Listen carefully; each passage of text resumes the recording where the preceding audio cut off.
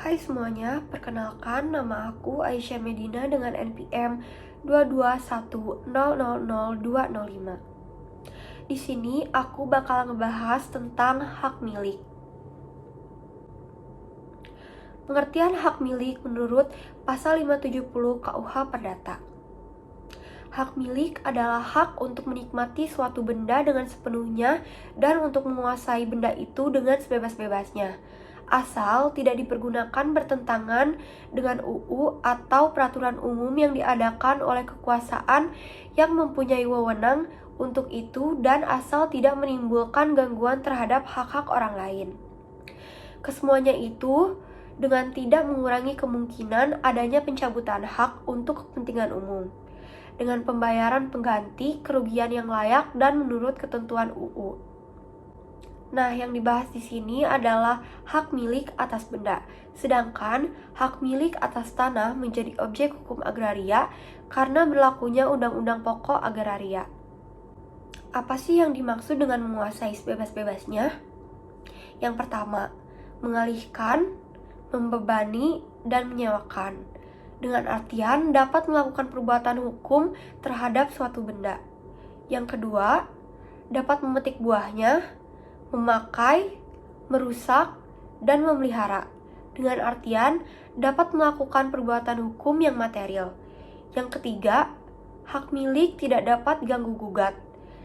Dengan artian dapat dipertahankan terhadap siapapun. Pembatasan-pembatasan terhadap hak. Yang pertama, pembatasan dari pasal 570 KUH Perdata. Yang kedua, pembatasan oleh UU dan peraturan umum. Penguasa yang lebih rendah, dalam artian peraturan provinsi, kota, dan kabupaten, boleh melakukan pencabutan hak jika didelegasi oleh UU. Misalnya, untuk kesehatan rakyat dan rencana perluasan kota. Yang ketiga, tidak menimbulkan gangguan. Unsur-unsurnya ada perbuatan yang melawan hukum. Contohnya, perbuatan tersebut bersifat mengurangi atau menghilangkan kenikmatan dalam kegunaan hak milik seseorang. Selanjutnya ada pelanggaran atau onrechtmatigheid. Yang pertama, kerugian material disebut zachtbeschadiging. Yang kedua, kerugian imaterial disebut hinder. Pedoman agar gugat berhasil berdasarkan hinder. A. Gangguan itu harus terhadap penggunaan hak milik secara normal atau ukuran objektif. B. Gangguan harus mengenai pemakaian hak milik sendiri. C. Gangguan harus mengenai pemakaian yang sesungguhnya dari hak milik seseorang. Adanya pencabutan hak atau ontzegening. Penguasa dapat memperoleh hak milik dengan pencabutan hak. Syarat-syaratnya harus berdasarkan UU, harus ada kepentingan umum, atau harus dengan ganti rugi yang layak. Gugat atau aksi mengenai hak milik.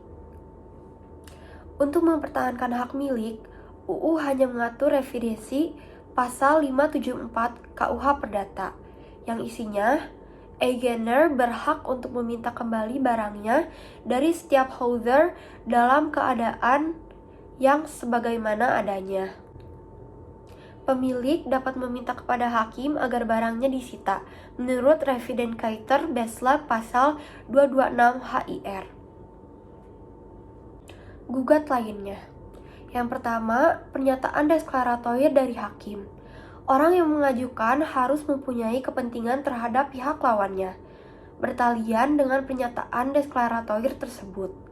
Yang kedua, larangan untuk tidak mengganggu lebih lanjut atau meminta pemulihan pada keadaan semula atau kombinasi dari keduanya. Yang ketiga, meminta ganti rugi dalam wujud uang. Yang keempat, gugat yang mengosongkan atau on-training hanya untuk barang tidak bergerak. Untuk barang bergerak dapat meminta penyerahan kembali. Yang kelima, gugat yang terdapat dalam hukum tetangga. Ciri-ciri hak milik. Yang pertama, hak milik merupakan hak induk terhadap hak kebendaan yang lain. Sedangkan hak kebendaan lain merupakan hak anak terhadap hak milik. Yang kedua, hak milik dilihat dari segi kualitasnya merupakan hak yang selengkap-lengkapnya. Yang ketiga, hak bersifat tetap, artinya tidak akan lenyap terhadap hak kebendaan yang lain. Sedangkan hak kebendaan yang lain dapat lenyap jika mendapat hak milik. Yang keempat, hak milik adalah hak yang paling pokok atau utama. Sedangkan hak kebendaan lain hanya merupakan bagian daripada hak milik. Cara memperoleh hak milik. Pasal 584 KUH Perdata mengatur 5 cara untuk memperoleh hak milik atas benda, yaitu yang pertama, pemilikan atau pengakuan. Yang kedua, perletakan. Yang ketiga, lampau waktu atau kadaluarsa. Yang keempat, pewarisan. Yang kelima, penyerahan. Sifatnya memperoleh hak milik. Secara originer atau asli, tidak berasal dari orang yang lebih dulu memiliki benda itu. Misalnya, pengakuan, penarikan, dan forging. Secara derivatif atau berasal dari orang lain. Bantuan dari orang yang mendahuluinya. A. Memperoleh hak berdasarkan atas hak yang umum. Para ahli waris, suami atau istri karena adanya harta bersama dalam perkawinan. Anggota badan hukum yang dibubarkan negara terhadap kekayaan yang terlantar. B.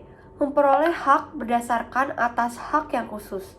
Pembeli, setelah living, questionnaires, dan legataris. Sekian pengertian hak milik menurut saya. Mohon maaf apabila masih banyak kekurangan. Terima kasih.